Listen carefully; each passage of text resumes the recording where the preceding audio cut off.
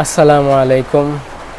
আমরা এই রাজনীতি আগেও দেখেছি, আওয়ামী লীগের আমলে শেখ মুজিবর মানে এই, শেখ মুজিবর মানে এই, শেখ মুজিবর মানে হেই, এরকমভাবে সবই শেখ মুজিবর। হ্যাঁ, এখনও এই ট্রেন্ড চালু আছে। তো স্পেসিফিক নির্দিষ্ট ভালো কাজটাকে যদি ওই ব্যক্তির তুলে ধরা হয়, সেটা মানুষ মানতে বাধ্য। কিন্তু খালি যদি তেল মারার জন্য যদি খালি বলি ইনি মানে এই মানে এই, তাহলে কিন্তু আসলে সেটা মানুষ গ্রহণ করে না। তো এটাকে থেকে আমরা কি বের হয়ে আসতে পারি না? এটা থেকে বের হয়ে আসলে ওই ব্যক্তির আরও বেশি সম্মানিত হয়, তার মূল্য আরও বেশি বাড়ে।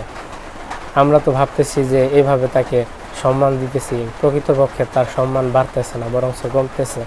তো আমরা এর থেকে বেরিয়ে আসি। আল্লাহ তৌফিক দিক।